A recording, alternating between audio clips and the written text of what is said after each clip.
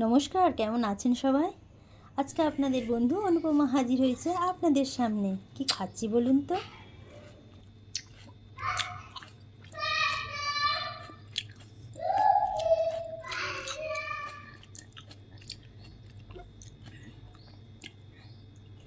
কি হলো, আপনারা এখনও বুঝতে পারলেন না আমি কি খাচ্ছি?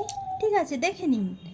এটাকে আমি বলি কামরাঙা, মানে কামরাঙা হিসেবে আমরা বলে থাকি। আচ্ছা, আপনারা কে কী নামে এটাকে ডাকেন একটু জানাবেন তো। আমি তো কামরাঙা খেতে খুব ভালোবাসি, শাশুড়ি মা কিনে নিয়ে এসছেন, তো আমি বললাম আজকে মেখে একটু খাই। কীভাবে মাখাচ্ছি আর কীভাবে খাচ্ছি দেখে নিন।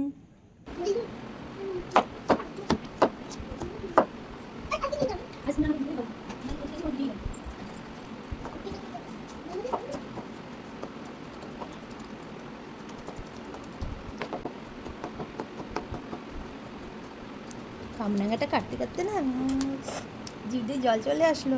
আসলে টক জাতীয় যেমন তেঁতুল, তারপরে এই যে আমের সময় আম কেটে যদি তুমি মাখাও, উফ, মাখাতে মাখাতে জিভে চলে আসে, জল চলে আসে। আমারও সেরকম জিভে জল চলে আসছে। তোমাদের কার কার জিভে জল আসছে হ্যাঁ জানিও কিন্তু। এই যে লঙ্কাটা পুড়িয়ে নিলাম, এবারে লবণ দিয়ে একটু ভালো করে ডলে নিলাম লঙ্কাটাকে, তার মধ্যে দিয়ে দিলাম কামরাঙাগুলো। আরও কী কী দিচ্ছি দেখে নাও কিন্তু।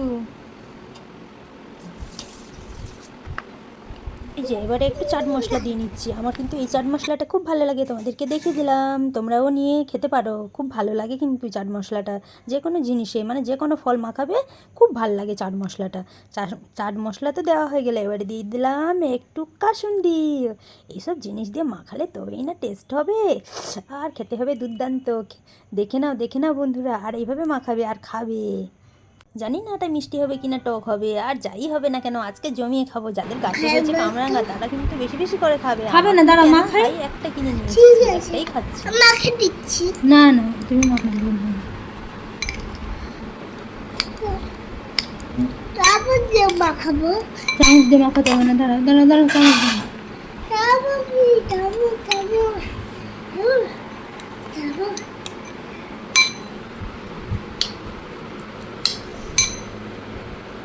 খাও দেখি একটা কেমন লাগছে।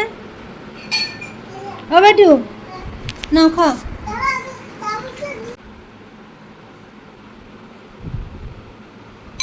কেমন খেতে?